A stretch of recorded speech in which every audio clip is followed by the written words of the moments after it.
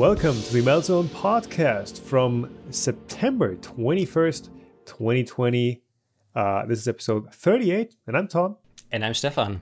And yeah, after, quite a while of silence, it's actually the last day of my parental leave, and yeah, we take the time to record another podcast with some interesting topics, talking about my commercial drone license I finally finished to make. The big topic of, I think the last days, Fusion360 nerfs the free license, or are they? E3D, toolchanger, ASMBL, additive, subtractive manufacturing by layer. Is this a technology we should look for, and what can we actually make with it? And 5-axis, or is it actually 6-axis 3D printing? Researchers basically developed an algorithm that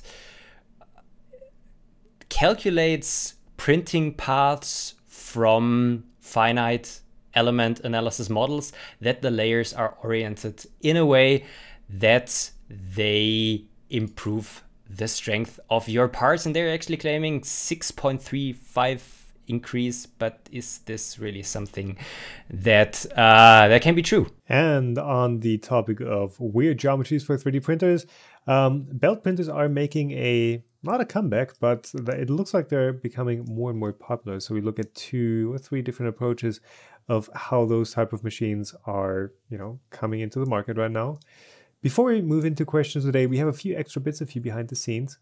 More on those when we get to those. And for questions, how do you make your parts feel professional?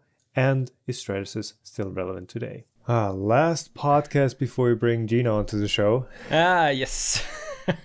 Really looking forward to have a guest on the podcast, and just to see if we can, talk about some interesting things with people from the community. We've had a few guests on the podcast in the early days, but that kind of went away and it was just us two. But it's nice to bring some fresh new brain power onto the show. and Gina, I think most people underestimate her. She's definitely going to be fun on the podcast. So that's going to be next time. But Gina, the creator of Octoprint, is probably going to be in the next podcast, because I don't know if everyone knows who Gina is. Right, yeah. People are always surprised. What, you're not a dude? That's the feedback that I'm hearing a lot of. Yeah, but how have you been holding up? It's been a while since we did the last podcast. Yeah, I think it has been 4 weeks. I don't know. I have been, and I'm still on parental leave. It's actually my last day of parental leave for 2 months. I had a ton of plans, but I don't know, having a baby and doing renovations at home and stuff like that just kept me busier than I thought and busier than I was hoping.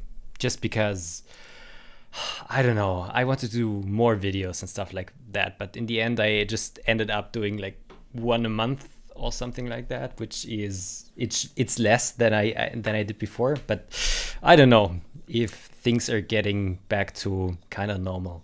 We'll see. Oh yeah, isn't it always like that, where you make grand plans and then this thing takes a bit long and that thing takes a bit long, and all of a sudden it's like, oh, where did my 2 months go? Yeah. At least one of the things I finally did is, and I have been postponing that for I think 4 or 5 months, is making my commercial drone license. So you've now done that. You've not been in the middle of doing that. It's so in Germany the regulations are, if you want to use your drone, which is basically anything that has a camera on it and where you use it for a commercial purpose, you need to have a drone license, a commercial drone license. And that usually involves a at least a day of training, so mostly theoretical about how's it called?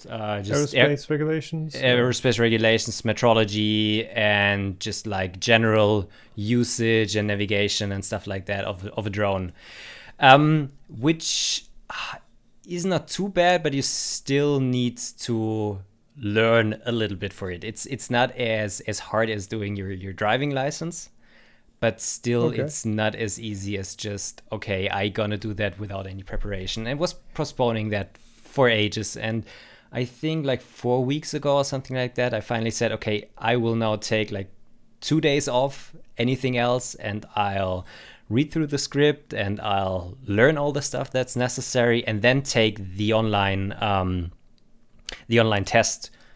Right.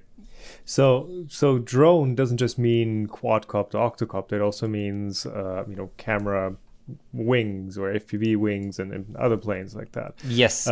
So what does the license allow you to do that you weren't able to do before? Does it allow you to fly bigger planes or over populated areas or without line of sight? But I can.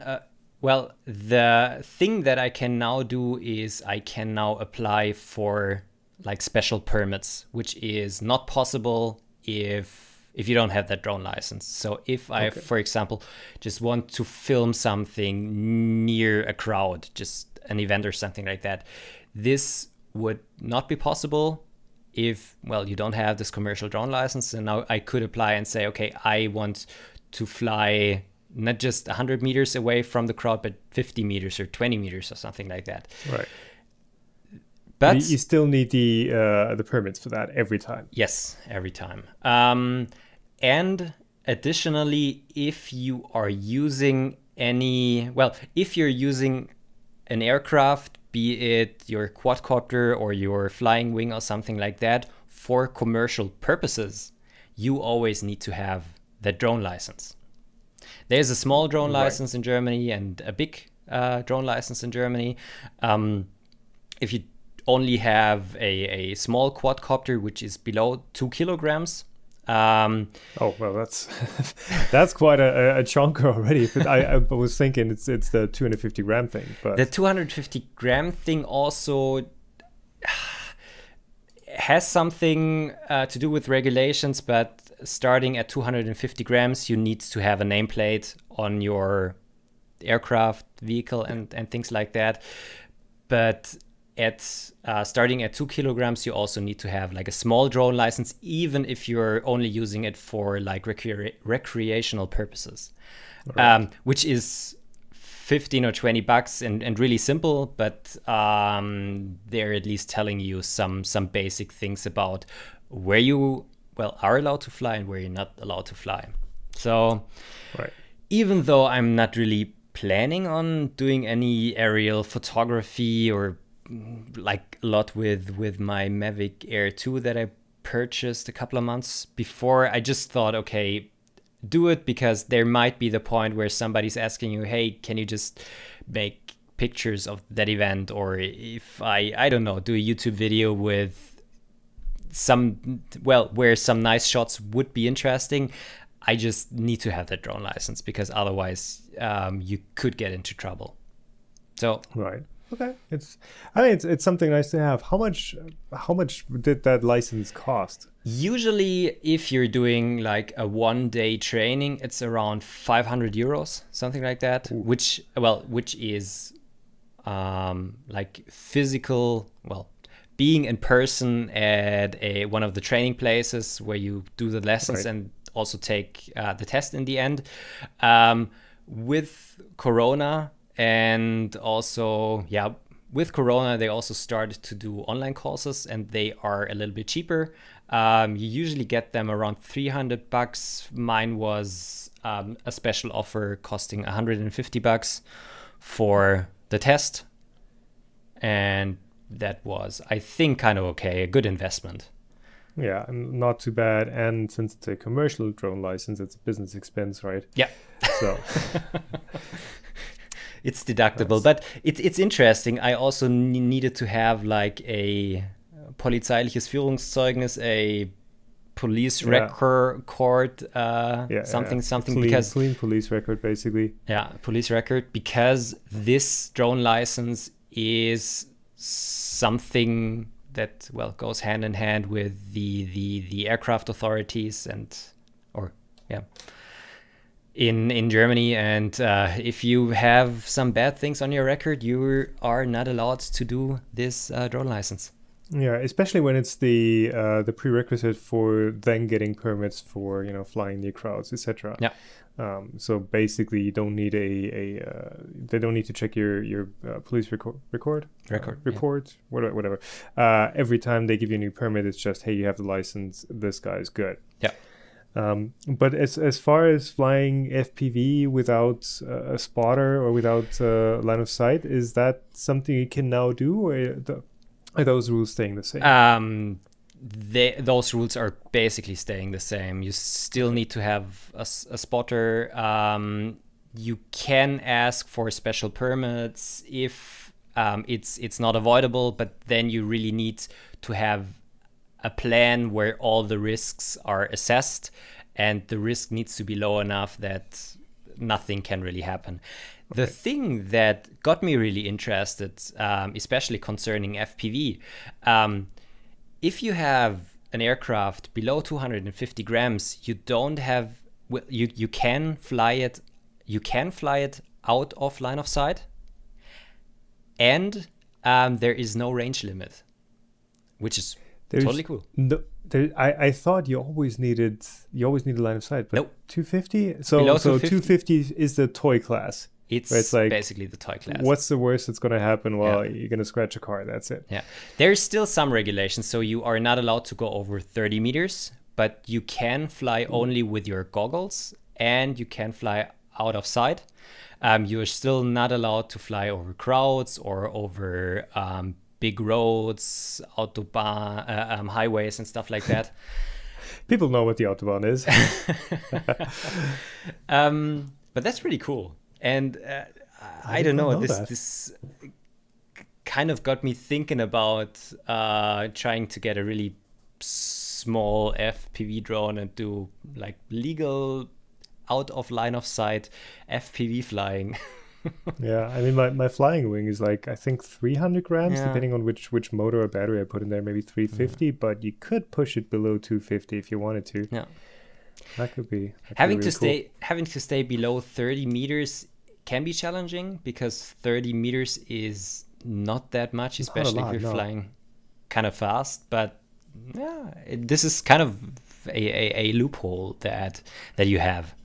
Yeah, well, typically it's 100 meters that you can go up with regular model aircraft. Yes, exactly. 100 meters and no higher, if you are not on a special like model airplane field.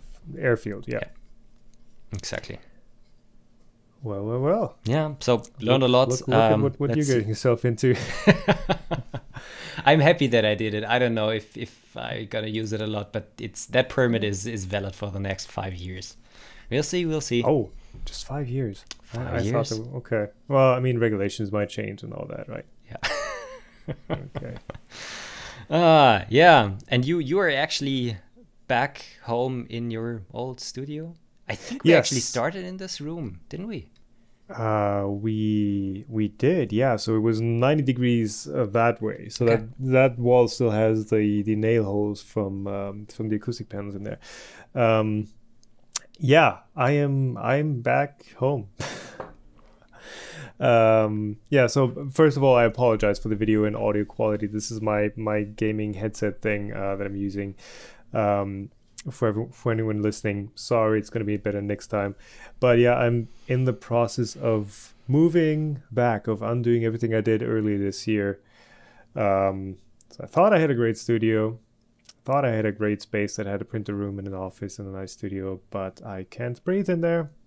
And yeah, I've been kind of documenting the process on YouTube stories, so people that have seen those will know what's up. But I think I've talked about this before. I walk into the studio and my throat starts to scratch and my nose starts to burn, and it's not comfortable to work in, and I have no idea what it is. I have no way of doing anything about it. So my only move is, back to the start, back into the studio that I left at the end of 2019. This is now, the editing office and accounting office. That's, originally the kids' room in this apartment, in this upper floor of the house. Yeah. It sucks. I mean, there's no other way to put it.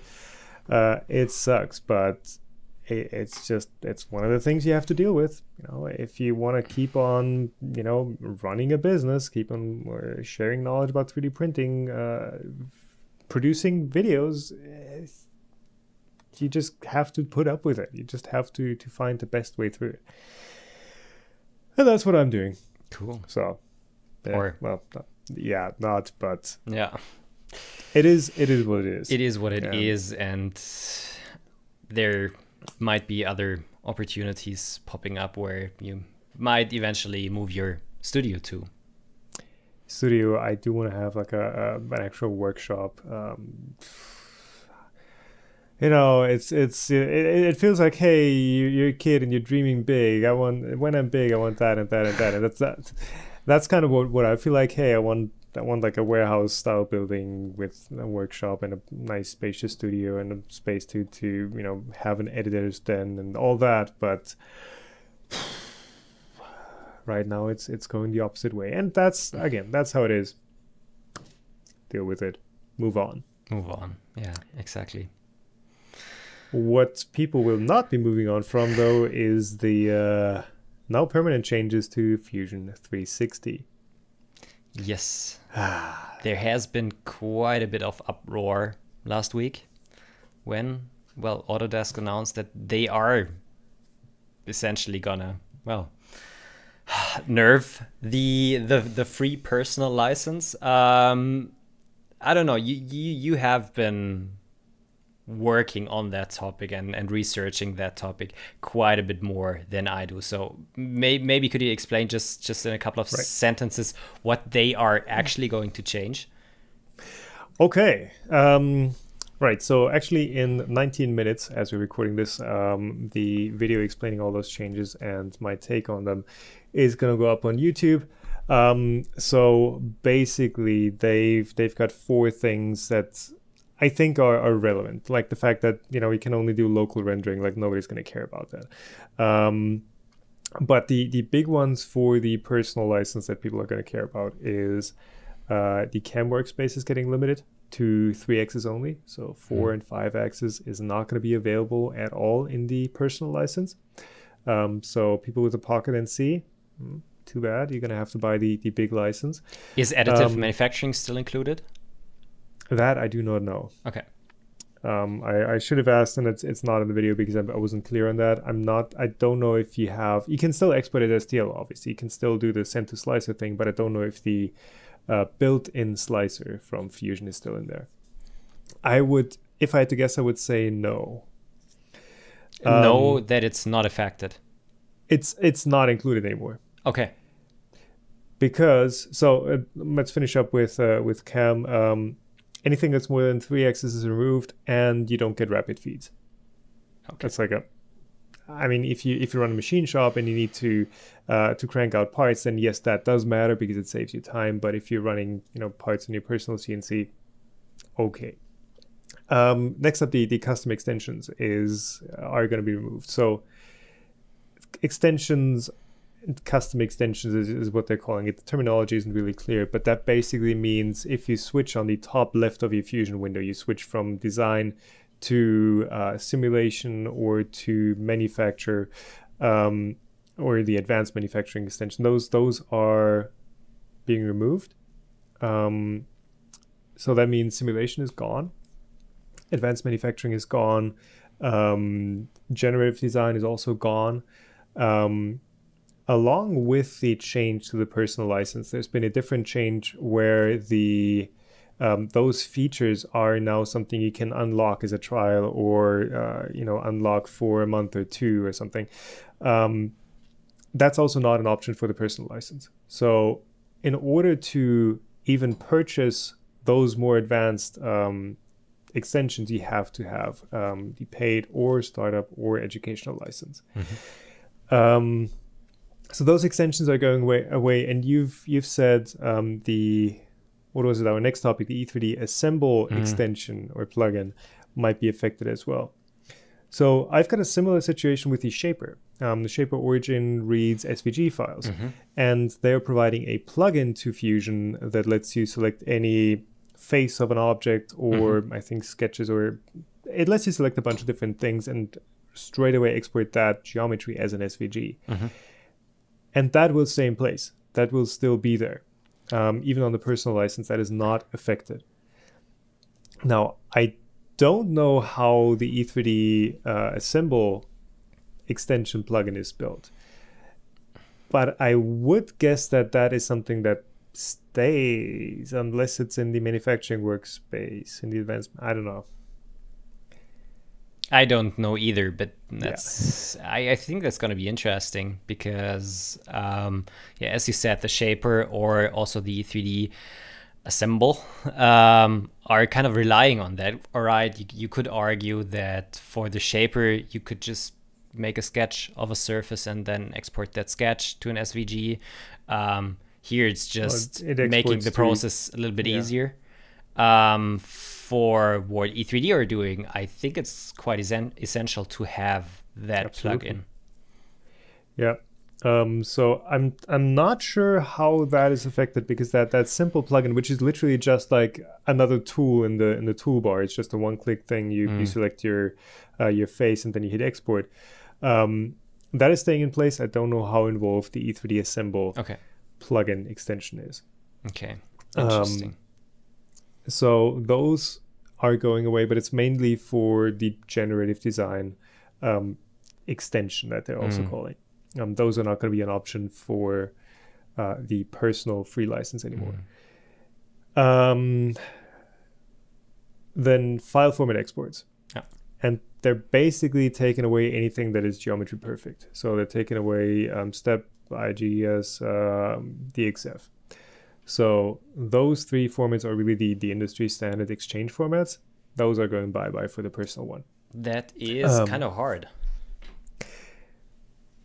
It's so, in the video that I did on the thing, my commentary was, hey, really it matters if you have a cam tool outside of Fusion.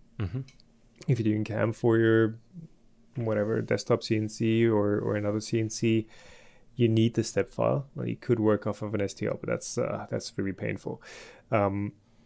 And if you have exchange with another CAD tool, the way, so I've talked to Mickey Wakefield from the Fusion360 team about clarification about some of these things. By the way, we still have one more point that's an impact, but what they said was, that becomes relevant when you have several CAD tools in use in your company, and somebody designs something in Fusion and then shares it with their colleague who's using whatever, CATIA, SolidWorks, NX, Creo, any of those. And that's a use case where you shouldn't be using the personal license anyways. Like, is there a use case where you need step other than cam? Well, I guess I like to provide the step files for my models on Thingiverse, for example, if people wanted to adjust my designs for their own needs. And if you don't have that anymore, I can still provide the Fusion360 file, but they're only able to like conveniently work on my model or rework my model if they are also using Fusion360. And this is the thing where it kind of impacts me. Yeah, it is a lock-in for sure. It's like you're in this walled garden. Now it's still a free tool, right? They're not. I don't think the intent is to lock people in, because they're not making any money off of free users. Literally, they're free. You're not paying anything, and it's not ad supported, and they're not selling your data. One would hope, but I think it's just out of necessity to prevent people from abusing that free license tier. And that's a topic we can come back to in a second. But the last restriction that's being put in place is 10 active designs or documents. And I think that's a really, that's not one you're actually going to have much issues with, because basically what it means is you can have 10 what would typically be a file. So you go into your project folder, then you open up one design. 10 of those can be active and not archived. And all that means is the archived ones cannot be edited. And you can switch back and forth between which ones are active and archived at any time. You can even have a bottom-up design with more than 10 parts in it that are just separate files that are imported. And those can all be archived. You can still create connections and joints and move and manipulate them, but you cannot edit the files. So when they're archived, they're in a read-only state, basically. And if you want to edit one in context or open the file, you have to set that one to active and disable archive another file. But what's the reason then for reducing that to only like 10 files active? I think the entire theme of this change is inconvenience.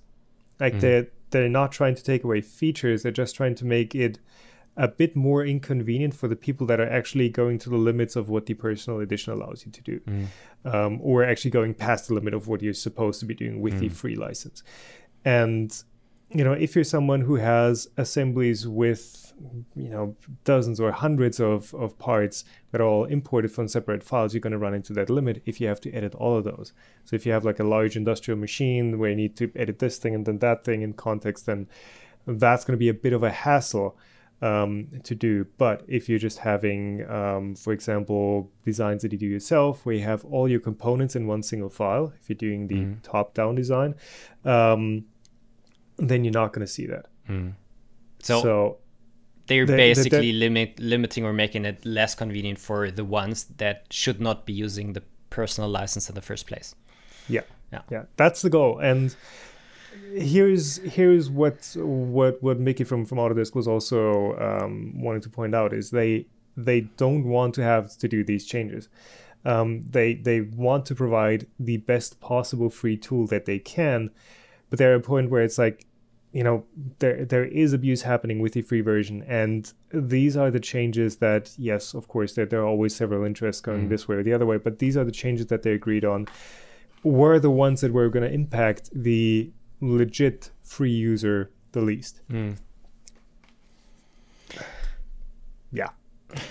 And the thing is, if you compare the price of Fusion 360 to most other like professional CAD tools, it's really cheap, because so I think even with the sale, but even without the sale, it is still cheap. Without the sale, I think it's like $40 a month. So a regular 1 month price is $60 a month. But if you do 1 year or 3 years, that monthly price comes down already, and they right now have a 40% sale on top of that.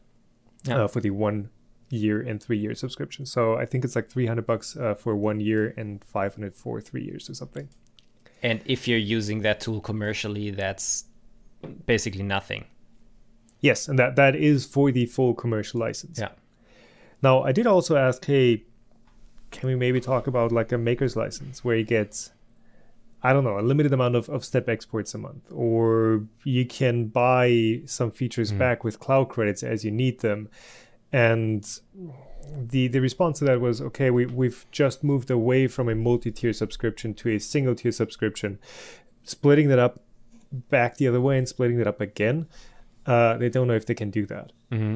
And of course, it's really tricky. Like if you have a Netflix cost level subscription, what features do you keep away and which ones do you give back? Like there are so many different interests in the maker community. Like, hey, this person might want simulation. This person might be really interested in generative design. And in the end, you're gonna have so many voices asking for everything that it's going to be really hard to decide which features to keep and which to take out. So lots of people. Well, I've been reading from quite a lot of people that Autodesk is basically just screwing us all over. That we have been free beta testers for years now, and now they're making it.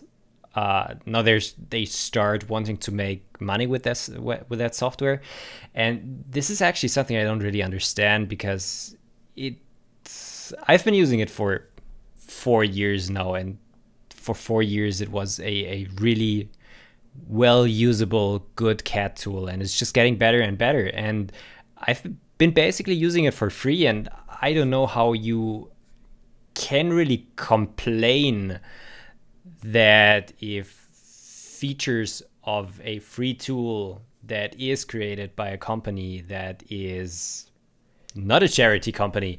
Yeah, I do understand that. I 100% do understand that perspective, because as a user, you're not just investing your money, you're also investing your time into a tool. So people who came from, I don't know, some other CAD tool, like which other good CAD tools are out there that are free?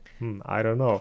But that invested their time into learning Fusion, that is also a value that you put into the program. And if you now feel that it's not usable for you anymore, like that's work and effort that you feel like you've put into the software and gave Autodesk. Yes, but they're not, well, taking the software away from you. They are just basically limiting it a little. The only thing I think I will be really like missing is the step export, to be totally honest. Yeah. The other thing, well, simulation was fun from time to time, but on the other hand, simulation wasn't really that advanced in Fusion 360. So yeah, what Mickey also pointed out, like I think you and me, we are not the typical Fusion users. We are probably a bit past what a typical personal free user is. We are power users, right? We're in that no man's land between, hey, you probably want features from the paid version, but it's still kind of expensive. It feels like it's expensive for you. And the typical user doesn't care about simulation, or even knows how to use simulation past getting pretty pictures and getting usable results out. Yeah. So, yeah. But like you said, it is still, I still think it is a great free tool. Yeah. Like the limitations don't really change anything about that. You're still getting a CAD. The entire CAD side of things is untouched, except yes, step export. But other than that, it's still a great tool. I will keep using it for sure. Yeah, me too. And there aren't that many alternatives around. Of course, there's FreeCAD, but FreeCAD is very limited. I've just recently seen, I think yesterday, that Siemens is, I think, also providing a kind of limited version of their NX software for hobbyists and free personal use. I don't know how that is called. But other than that, I wouldn't say that Blender is a CAD software. Blender is a modeling software for that. Well, and that's the reason why I don't think that that's basically an alternative. Yeah. I mean, Blender is an awesome tool. Like, don't get me wrong. Yeah. And it is open source, and it is showing that an open source tool can be good and successful. Yeah. But you need that critical mass for an open source tool to become great. Like GNU Linux, perfect. Chromium or Firefox or any of the browser softwares, really great, because there are a lot of people using them and a lot of people working on the software. With a more niche tool like FreeCAD, I would really wish that FreeCAD was as good as Fusion, but it is, if we're being realistic, it is not. So yeah.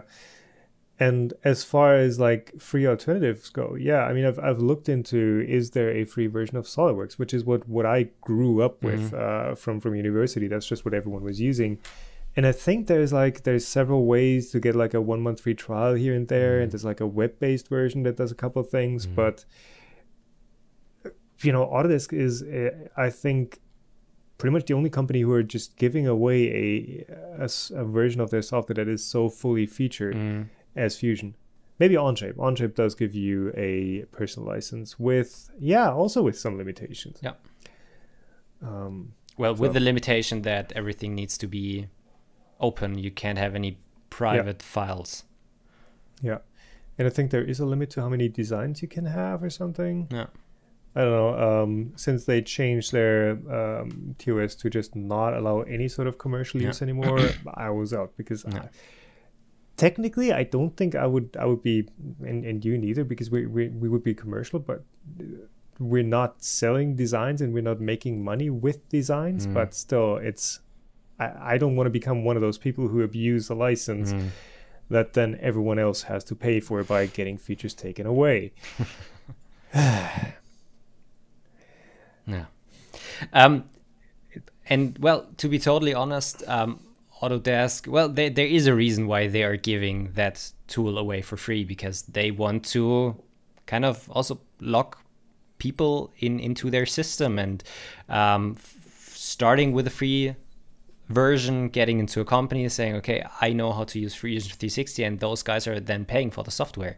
Or if they just start out small and have a small startup and grow and then start using Fusion360 as a commercial tool. And that's basically, I think, the business model that they have behind Fusion360.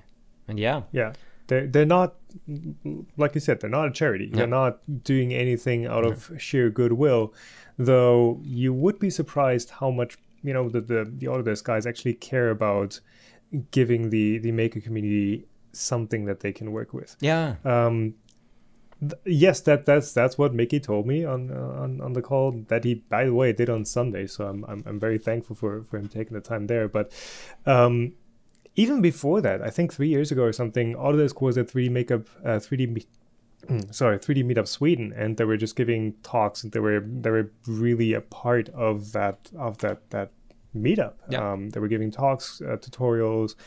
They really made the impression of, hey, this is a cool new tool. We want you to be able to make use of this. And yes, if you then graduate to being able to use it commercially or in a bigger company, that's fine. That's where we make our money. But for the time being, here's a tool that we can provide for you to use. Yeah. And by the way, this is not coming from an Autodesk fanboy. I was very reluctant to change to an Autodesk product because my experience with them was pretty bad up until that point. And my first few months and years on Fusion was also riddled with crashes and bugs and everything. And they've improved on that a lot too. Yeah, and still it's horribly cheap in the end. If you're thinking about what a SolidWorks or a CATIA license only costs you in maintenance a year, it's an order of magnitude more than, it's just maintenance fees, than the whole license is costing you. So let me just see how much SolidWorks, not SolidWorks costing, that's a different thing. SolidWorks buy. Let me see if we can get this to load up. I think SolidWorks changed to a more subscription-heavy model as well. I keep bringing up SolidWorks because I think it's the closest thing to Fusion, realistically. It does a lot of similar things. Yeah.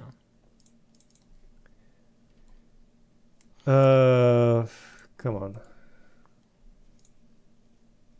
My internet is kind of bad. I'm sorry for two dudes Googling on a podcast. You should do that. The basis price for CATIA version 5 is around 10,000 euros, and only a viewer costs you 1,900 euros. Just the viewer, so nothing. Just the viewer. That's like. That's 2 year. That's 6-year like licenses. Yeah. Computeraidedtechnology.com, CATI.com is saying one license of SolidWorks Standard is $4,000. The annual subscription service for a standard license, which covers support, upgrades, and more, is $1,295. So yeah, that's 5 years of Fusion. And if you get SolidWorks Premium, which has some more simulation stuff built in, that's 10 grand for 1 year. And that's still cheap. If you know what CATIA or Siemens NX or stuff like that costs, that is still cheap. So yeah, I think I've spec'd out one of the CAD tools that I was using during university once at a retailer, and it was like 80 grand for one seat, for one single license. I mean, that's a lifetime subscription to Fusion. Of course, yes, Fusion does have those cloud credit add-ons where you pay a bit here and there, but it's still nowhere close. To be totally honest, you can't directly compare Fusion360 to CATIA or to Siemens NX.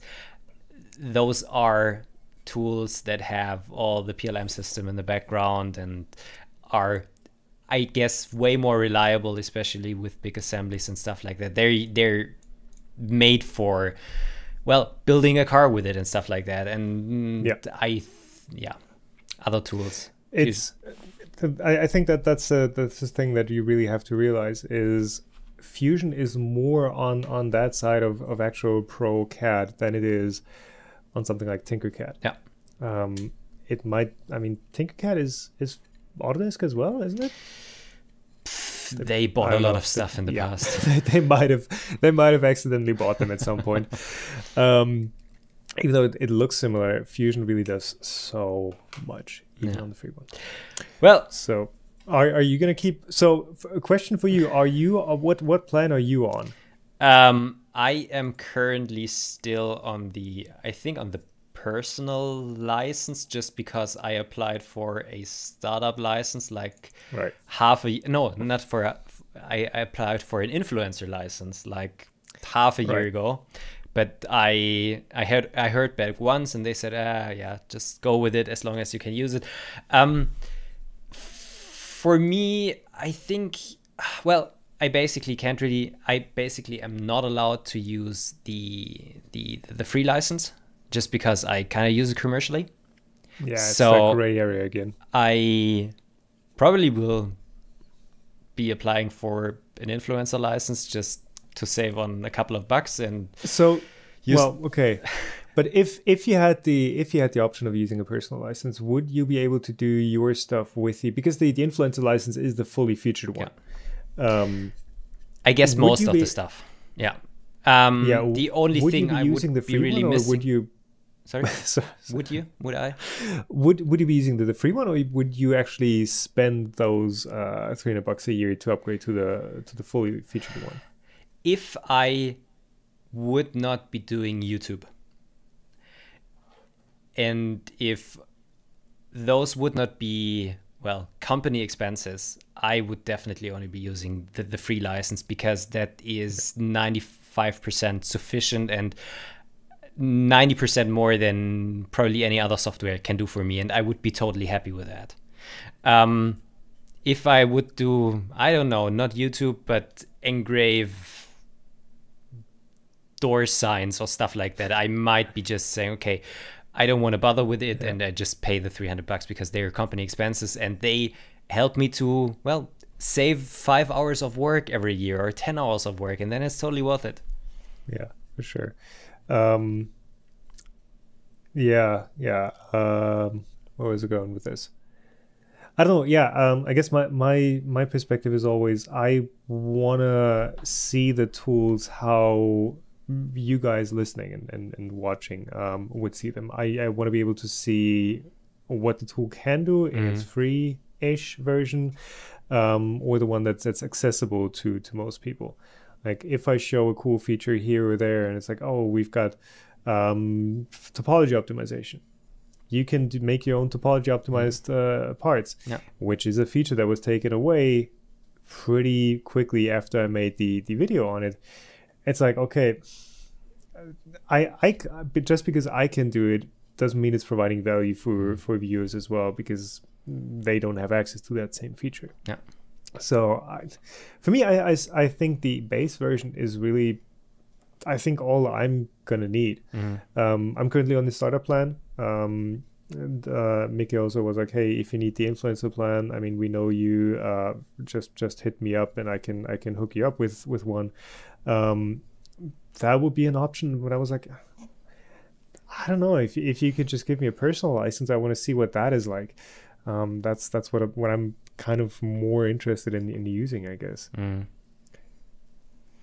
Yeah, I think I really need to deal with that topic in 10 days from now, 9 days from now, when things are going to change. Maybe just on a side note, if one of you still has a lot of parts and might be thinking about changing to another software, what's his name? Nestle. There is a guy. I'll put the link in the description who wrote a plugin that you can currently use that will export all of the files and projects that you currently have in Fusion 360 in step format, that you don't have to do that on your own. Okay, so it's an automation for David Nesselrott. Damn it. Justin Nesselrott? Yeah, exactly. Of BotQ. Not yes, exactly. Is it BotQ? BotQ, yeah. BotQ fame. What's his name? Justin. Justin. Yeah. I'm so bad with names. I'm seriously really sorry. But some names just stick. I don't know. I remember while you look up what you want to look up, let me clarify the timeline for what's going to happen when the export format is going to go into effect from October 1st. So that's in a bit over a week from now. However, the 10 designs active limitation, that's going to come on January 19th. And I'm not sure when the extensions and simulation, generative design, and cam limits are going to go into effect. But okay. I would estimate it's also going to be January 19th. Yeah. All right. I think enough fanboyism for Fusion 360. No, we're going to get so much shit for this.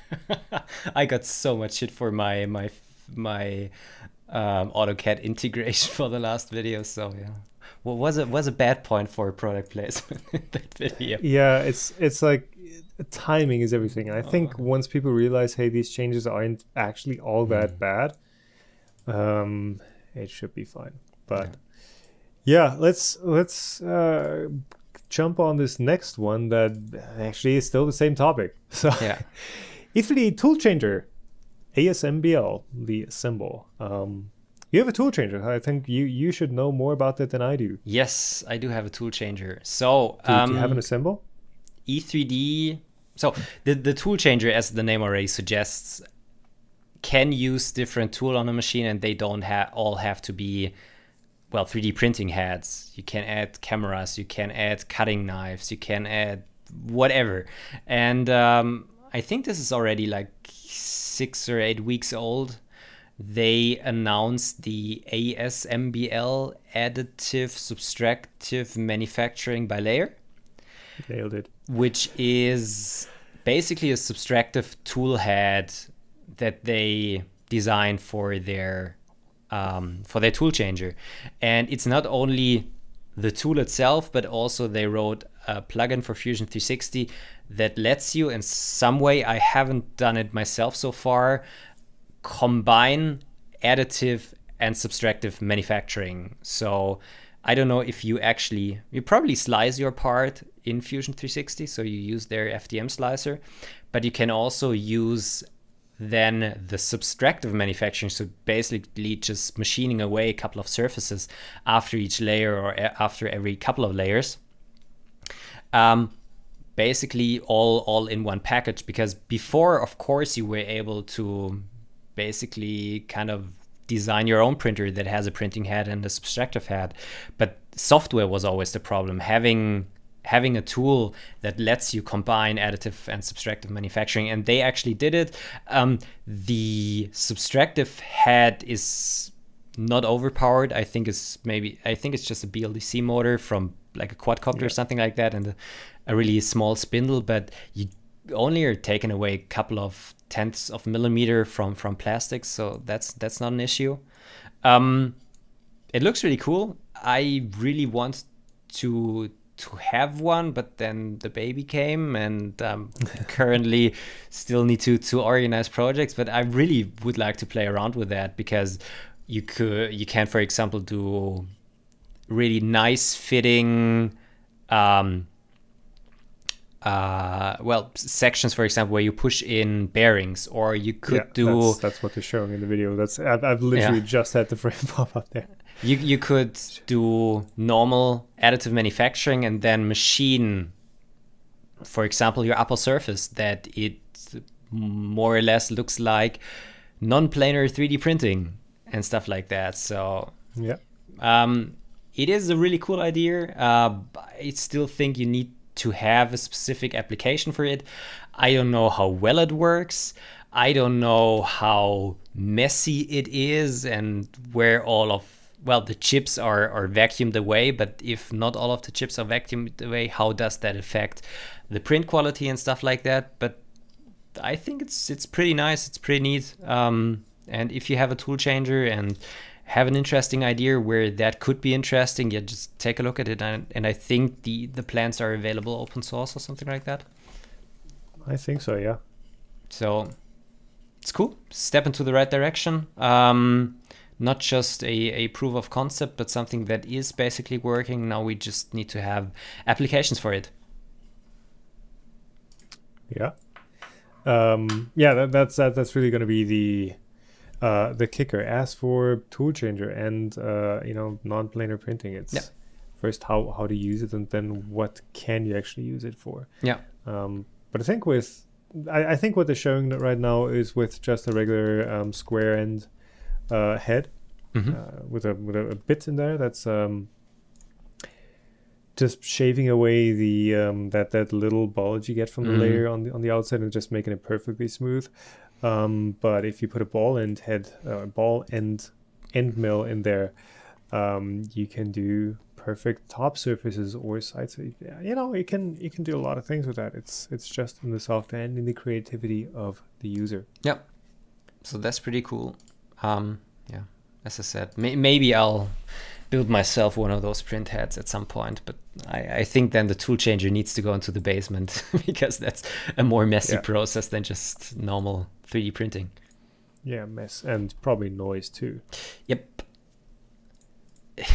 But the baby's actually quite happy at the moment when it's noisy outside, when the guys are using their big drills and hammers upstairs during the renovations. She's the one that directly falls asleep. It's white noise. It's background noise. It's perfect. Yeah. You should record some of that and put it on loop when you need to. There are tons of apps for white noise for babies. Oh yeah, I bet. Anything that is for babies. For babies, yeah, you're gonna find online. Definitely. Cool. All right.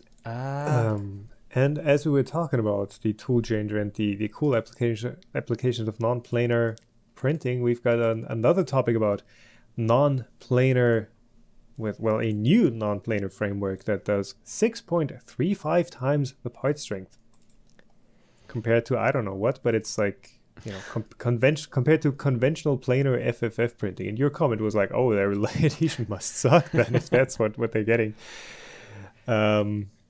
Yeah, but this is an article on 3D printing industry of work from 6 international scientists from, where are they from? Somewhere. Okay. Michigan, Texas, Argonne National Laboratory. Yeah, link is down in the description. So basically they created an algorithm that creates a really three-dimensional toolpath for your 3D printer that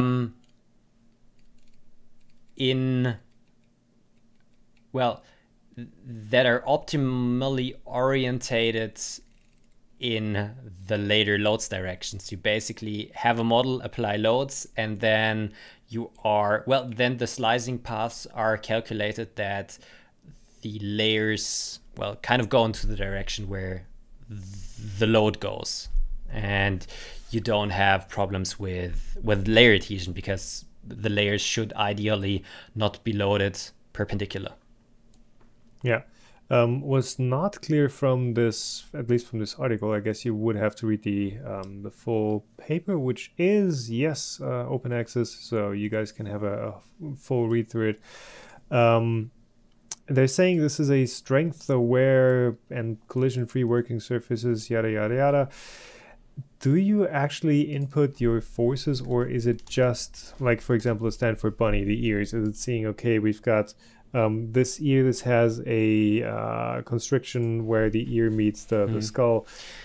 This could break and we should orient the layers so that they flow along the ears, or is it actually something you put in, okay, load here, load there? Yeah. Yeah, take a look at the pictures. So with the bunny, you see on, I think, picture B, that they applied loads or forces on the ears. Oh, right, the little arrows there. Okay. And they get kind of a vector field and then use that vector field for aligning the layers. And also for the sculpture. I think the first image shows that. There are also the yellow arrows that are the loads. And, well, this is pretty cool. I think the claim that you achieve 6.35 better materials or better part strength is a bit too much, because, well, usually the difference between perfectly orientated and like worst orientation is 50% of the load, at least for I would have PLA. said like 3x. Yeah. What they're saying is they have a range of 1.42 times to 6.35 times. So I guess there is one edge case where it's really 6.35, but typically it's like you're always orienting the layers correctly. But it already is. Where it would really make sense and where you could actually achieve those increases in strength is if you're using continuous fibers, because the difference in strength for continuous fibers is, on the one direction you are loading the fiber, and on the other direction you're basically only loading the polymer matrix, and there the difference between strength is really high. So if you would implement that with continuous fiber laydown, this is a great method to use FDM 3D printing for highly loaded parts. Yeah, and that would be the point where you're like, okay, we can make parts that have their strengthening components, whatever that might be, so optimally distributed that 3D printing actually makes stronger parts than what can be done with reasonable effort in traditional manufacturing. Yes, exactly. So you could definitely get more than aluminum strength parts out of an FDM 3D printer. Because I mean, the parts that Markforged show, the ones that you can really see, okay, it's carbon on top, carbon on bottom, and it's strong. Yes, that works for that one orientation, but basically, get it on arbitrary directions. Yeah, that's pretty cool. But again, in the end, it always depends if you have this implemented into a software. If not, it's a nice paper, nice proof of concept, but won't really help us in any way. So let's look forward that, I don't know, well, I haven't read the whole article, but that they are going to I don't know, sell their algorithm, or just found a company or something like that that uses this process in an interesting and good way. Even if it's not the paper is open access, but that doesn't mean that the stuff they're showing isn't patented already. Even if it's fairly closed, it's still good that there is something happening there, because as with all great things that are somehow patented or protected, there's always going to be someone who is able to work around those patents and make it work in another way that can then be used more broadly, etc., etc. So just the fact that this is being worked on, I think, is pretty nice. Yep. Cool. What else? Oh yeah, topic of patents. Man, what's it called? Not transitions. Yeah, the transitions from one topic to the next. Segues. Yeah. Thanks. Our fire today. Patents. Stratasys patents. on continuous printing. So this is an article from Fabaloo, where they talk about that RoboFactory is offering a continuous 3D printer conversion kit. So what they are basically offering is a box with a continuous belt that you put under your Ender 3, and you convert your normal Ender 3 to a continuous Ender 3, a belt Ender 3 with perpendicular axis, which is cool. Yeah. So you have your X and Z axes are the traditional, i3 style axes, basically. But then the entire bed and the Y axis is replaced with a belt, if I'm seeing this correctly.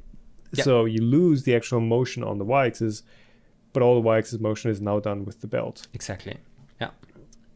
Which is interesting, because it's you're continuously sliding that belt over your heated surface, I would guess. Yep. I think in the Thingomatic, wasn't the entire conveyor belt was moving, right? It was on an XY platform, and it was just the belt that was used to eject parts after the print. Could be the case. I'm not 100% sure about that, but yeah, could be the case. It would be interesting to see if that affects like print adhesion on that belt, but I don't know if the printing surface stays well as level as it was. I don't know. Might be working. Yeah. Now the big question with that is, does this now infringe on the Stratasys, aka MakerBot patent, that was originated with the Thingomatic, where you cannot have perpendicular axes and a belt? It probably does. It probably does. I don't know if they're trying to get around that patent by not selling a whole printer, but hey, this is a base with a belt on top. Whatever you do with it is your own problem, or your own decision. And they're just making it big enough that it fits under specific printers, like all of the Ender 3 and stuff like that. Yeah, so Artillery Genius, Sidewinder X1, CR10, Ender, CR6SE, Anycubic, yada yada, Loadspot, OneHow, Prusa i3 Mark III's. So basically for any printer, I guess all they're changing is the side bracket that has those little steel tabs on it. But typically the way that that one Stratasys patent is being worked around is by angling the Z-axis. So that's why you see stuff like the White Knight or Black Belt printers that have their Z-axis angled anywhere between, well, I guess, does it turn into a Y-axis then? I don't know. But their nozzle is not oriented perpendicular to the print surface, but the entire movement gantry is kind of tilted up. And that is, I don't think that's done because you can now print continuous parts that just fly off the build plate and are still being built at the end. I think that is really just to circumvent the patent, because I would feel it is a bit more convenient to just have a print that prints and then is auto ejected, versus versus being able to print super long parts that you have to lay on an outfeed table at some point, which is not something you can do with that upgrade kit. That upgrade kit really is just for printing a part and then ejecting it out of the printer at some point. Yeah, but it might not be legal to sell. Who knows? Somebody knows. Have we gotten some feedback about that patent kind of not being really that enforceable or something at some point? I can't remember. I would have to take a look at the comments, but I don't know how well strictly Stratasys is in that regard. But I would assume that they are trying to make sure that their intellectual property stays theirs until the patent really runs out. Yeah. So yeah, belt printers are basically on the uprise. We have seen quite a lot of tilted belt printer in the past, and now also, yeah, Creality.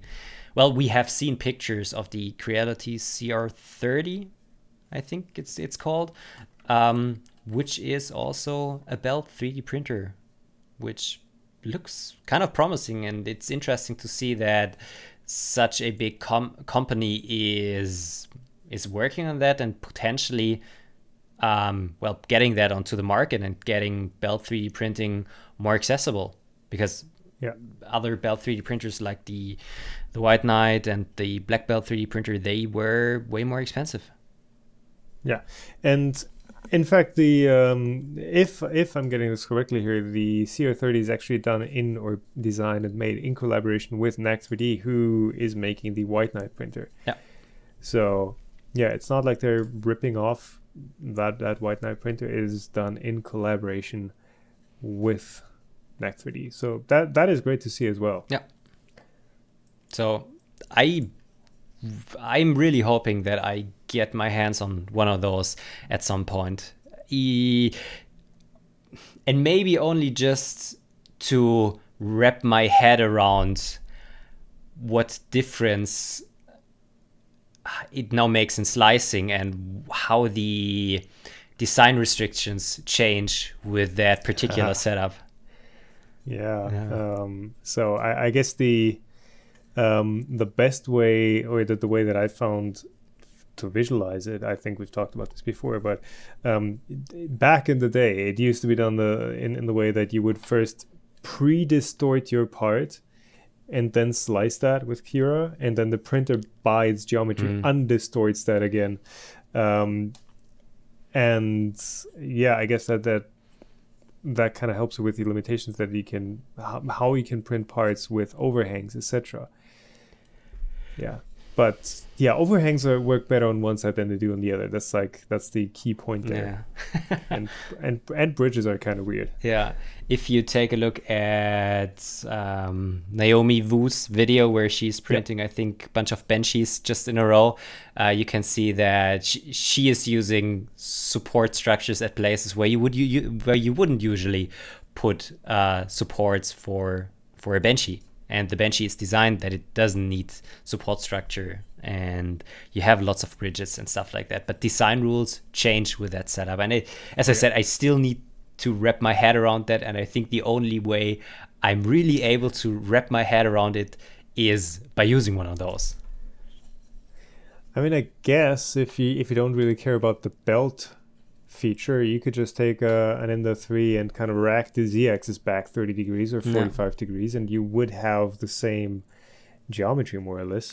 It just doesn't have the belt. It has the moving bed, which is the same. And you need to tilt the z-axis and then rotate also the extruder by 90 degrees to the z-axis. Yes. Yeah. I think so. Yeah. I think it's not that easy. It's not that easy right from the start. You know? Yeah, you do. You do. Right. But that makes it interesting. It has additional limitations, but also probably opportunities. Be it just that you can print a continuous T. How do you say T steel bar? Cross bar. Or things like that. But I'm just interested in seeing like an auto eject printer. Yeah. That's all I care about for now. Just being able to say, okay, I want these 24 parts, and you come back a week later and there's a bin full of parts without you having to touch the machine. Yeah. I think that's what I care about that's what I care for the most right now, and that's what that upgrade kit actually does. Yeah. If it works as advertised. I mean, I've been thinking about what you could do with like automatically replacing like a magnetic steel bed or something with getting the bed off is not that hard, because you can just move the printer to the end of the y-axis and have some hooks and then yank it off or something. But getting a fresh print surface back on, that's the tricky part, because you need to have some sort of magazine or whatever. Or actually you could... Well, you can use your print head to knock a part off, but then you need to make sure that you don't lose that. Well, you could just home afterwards, but then you have to make sure that the parts really release from the build platform. And it's not that easy, and you need to wait until the bed cooled down, and that could be quite an additional downtime. Honestly, I think that would be still worth it. You know, if you don't have to physically move your body to the printer. Because, for example, for me, you know, the last few months I had the printers at the studio, and you know, when I rode my bike home, it's just a couple hundred meters, but still, you have to be there when the print finishes, and you have to take the time to get there and back. And even if you just walk a flight of stairs up or down, just not being able, not having to touch it, I think, saves you time either way. But yeah. Do you know if Marlin allows loops in G-code? I think with Duet, it's possible to have a loop in your G-code where you could run a G-code over and over. I don't think Marlin allows you to do that right now, but you could just copy and paste a bunch of G-codes together. Like that wouldn't be much of an issue. It wouldn't be much of an issue, but it would be just nicer to have a command, okay, start all over again. True. Yeah. So there are things that you need to deal with. I'm sure you can do it with Octoprint, with just a quick plugin or something. That shouldn't be too hard. Yeah. I was actually that might even be a plugin for Octoprint already. Yeah. Okay, go ahead. I was actually thinking about making a knockdown tool for my toolchanger where I can do continuous printing. Just a tool with, I don't know, a mechanical RAM or a pneumatic RAM or something like that, where you just wait 10 minutes until the bed is cooled down, and then you take your ramming tool and knock your part of the printer. I've got all the parts for that in the basement. I've literally got a printed fist and a pneumatic, like a 30 centimeter pneumatic, what's it called? Piston to do that. I've had that almost working, but I don't know, somehow it got delayed. But if you hold on. If you want to see how that can work, Sanjay from E3D, actually one of the few videos on his personal channel is RepRap auto printing. I will send you a link real quick, and we'll also put that in the show notes. That's actually 7 years ago. That's just at the start of E3D as a company. It's only been 7 years. It feels like it's been way longer than that. Yeah. But he's been just doing something on a Mendel 90 where he has like a little aluminum shield in front of his toolhead hot end that just bumps the prints off the surface. And I think that's on top of hairspray on glass or something like that. Where it nicely and easily releases. Yeah. Yeah, the good old times. The archive. The cool thing is so many things have already been done. Yeah. Like we are by far not the first people to think of this. No. We're by far not the smartest people in the community. But if you go through RepRap forums, pretty much every idea you can think of has already been discussed. So that's good to see that people are already testing those things, and it's not just we're not just doing stuff we spontaneously think of and this might be cool. No, people have already tested those theories. Anyways, we thought we should have a short little section before we get into the Q&A section of the podcast, and that is Stefan has called it extra bits. Extra little dangly bits that didn't make it into a video, didn't really, make the cut. And I'm going to start with mine for this week. So if everything goes well, I'm going to have a video up on Friday with fast printing.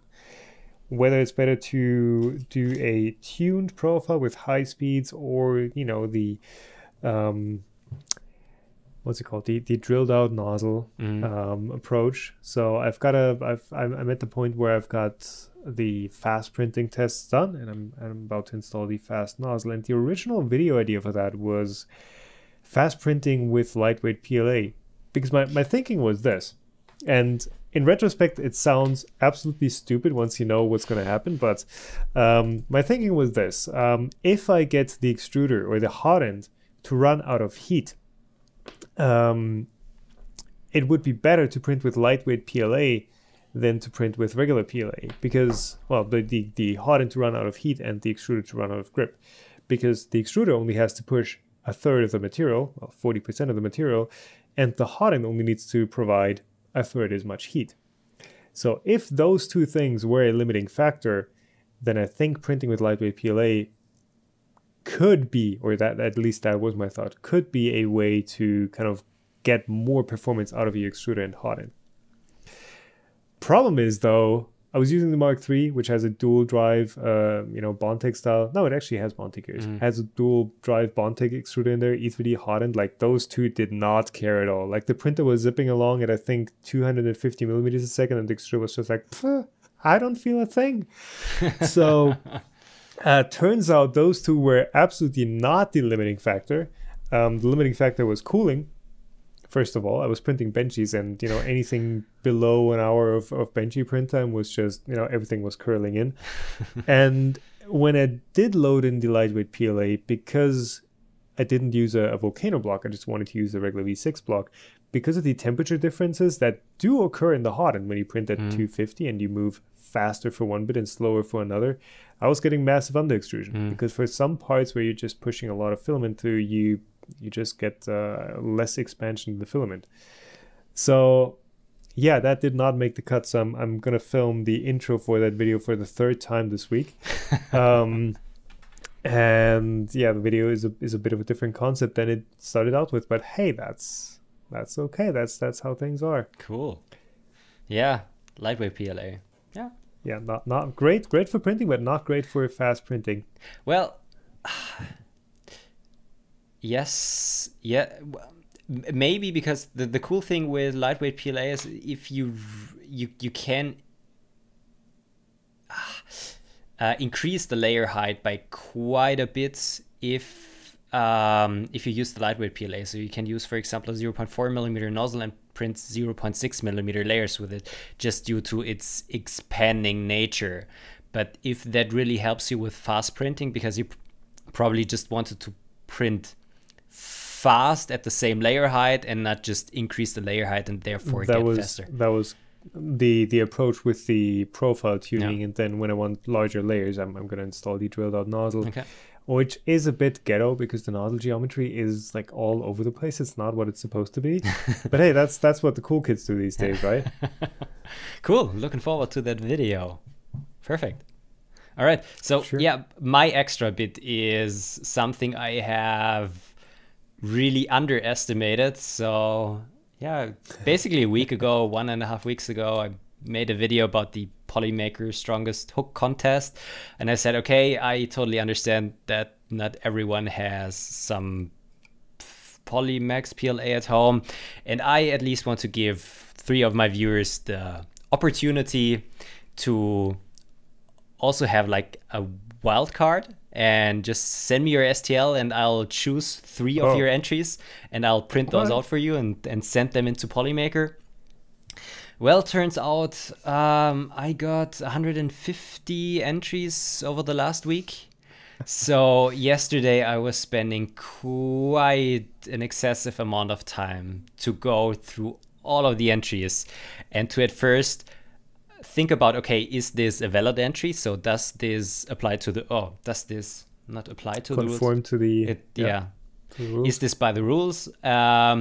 Is this something where I think, okay, is interesting, or is it a totally stupid design?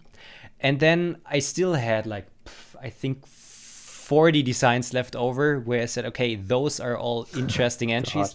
How do I now choose the ones that I'll send out? And well, at first it already took a huge amount of time to go through all of these emails, and people wrote a lot of stuff to their entries, which I really highly appreciate, and the entries were really interesting. But in the end, okay, I just said, okay, I need to use a random number generator and choose the 3 designs, because otherwise, I don't know, it wouldn't be fair. I think doing it the other way around would be probably more efficient, where you draw 3 emails by chance first, and then you check each of those. Hey, is this valid? Does it look like it makes sense? And if it doesn't, you draw a new one. Yeah, probably. Yeah, you are right. This would yes, it would be maybe the more fair thing, but then I might not have looked at all of the designs that were sent in. It's the perfectionist again. Yeah. Yes. The giving a chance at times can be quite good, because there might be a design in there that you discard because it looks weird or stupid, or like it wouldn't print well or whatever, but might perform well. So you've chosen 3 designs, you've chosen 3 hooks. I've chosen 3 designs tonight. I just printed them out overnight. Getting another video out of that? Sorry? Are you getting another video out of that? Maybe, but I have... I'm actually planning to go over some of the designs, because some are really interesting and bend the rules, and I don't know which design will actually win in the end. So that's going to be kind of interesting. But I now really need to print those designs out and to send them to the Netherlands to get them tested. People also hated me for that video, but I think it's why though? Because promoting a contest where you need to buy filament is horrible. Yeah. Okay. Still, just the creativity that I have seen from people designing different hooks with totally different ideas is something that I really enjoyed, and I'm also quite interested to see how my own design performed. Of course I would like that it wins in the end, but I'm quite sure, and I'm sure that I'm not the best engineer around, and there's some way better entries in the end. But just to see how you compare. It's a competition. I think it's interesting, and we'll see. But I just totally underestimated the amount of time that it takes if you offer something like that. If you offer something like that, but you still need to put in all of the time to make kind of a good decision in the end. Just a quick thought about the contest itself. Like, isn't there like some legislation where you have to buy something to enter? Isn't that like legal? Yeah, there seems to be some kind of a legislation that something like that is against the law. I don't know. I still think it's a nice contest, and just too many people are bitching. How else would you do it? How else would you do a contest like that? Send in your STLs? Well, like you said, you're gonna have thousands of STLs sent in that you have to then print. Send in any material, that doesn't make it fair either. So it's a tough one to do right. And yes, having to buy their filament.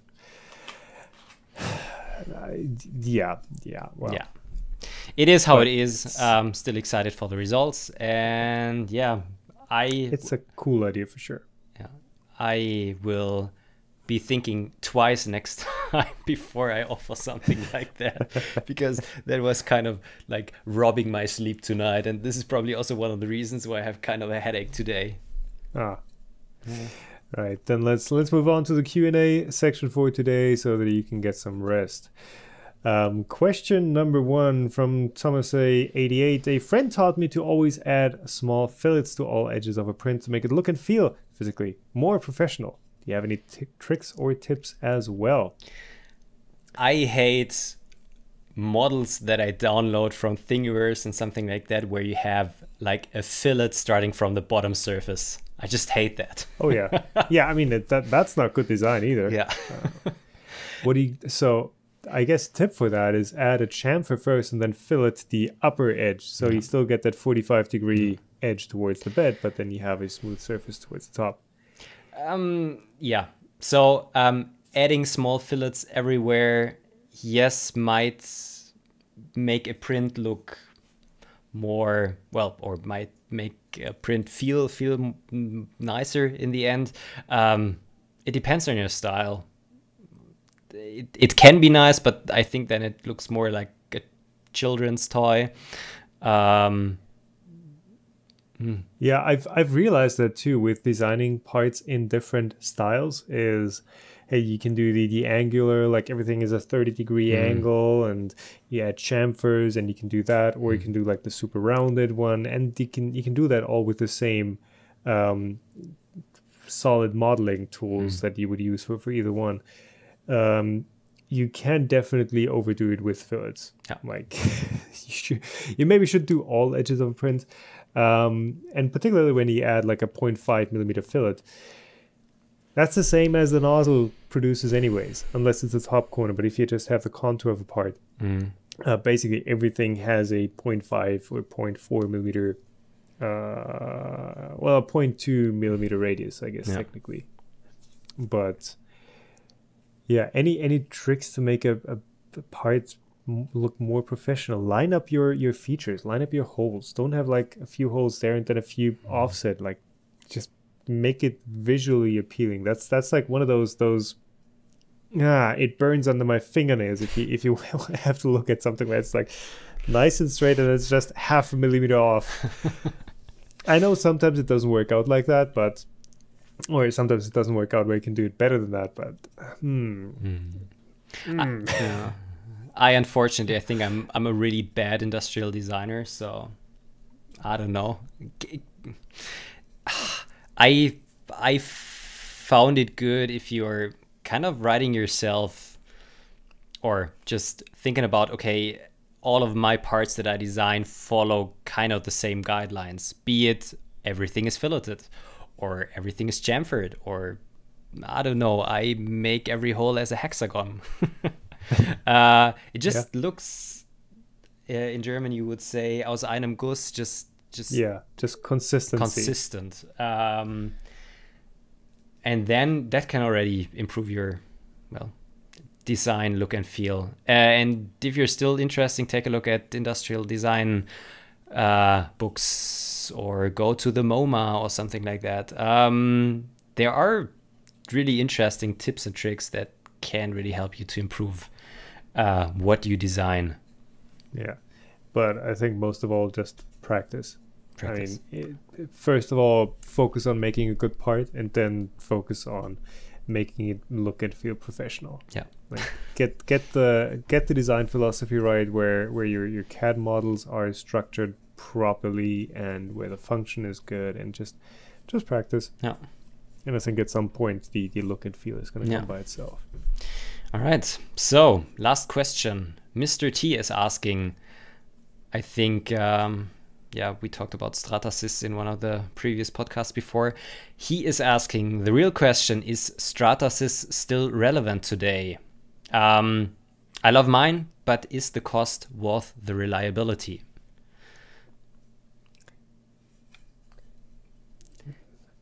If you go ahead. I think they're not as relevant anymore as they used to be, just because before they basically had a monopoly on the technology. I think they're still relevant in industrial applications, especially if you're thinking about certified processes, for example, for aircraft parts, for railway parts and something like that, where they provide the machine, they provide the material, they provide the process. And if you use all of that, you can print parts, for example, for aerospace applications and for railway applications and stuff like that. I think in this direction, they are still really strong. Yeah, I guess in the context of makers and DIY stuff, it's like, I don't even know who you are. But when it comes to anything that isn't FDM, like, for FDM applications, yes, you're saying the qualified stuff, but for print quality and for versatility, I think you don't have to get a Stratasys machine anymore, unless it's like really, unless your procurement says, hey, we can only buy from Stratasys, but well, then you kind of screwed either way.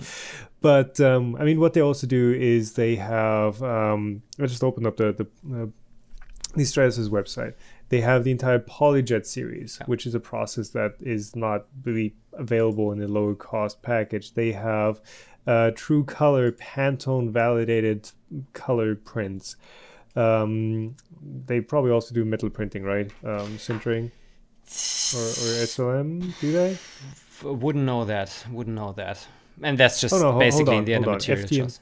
They do FDM, SLA, and PolyJet. So I guess they don't even do SLM or SLS. But for those sort of things, for FDM, yes, there's a lot of competition now. But PolyJet, SLA, and for those specialty things where it's Pantone validated colors, like that's something you're only gonna get in a, I don't want to say pro level package, but in a tried and true behemoth level company product.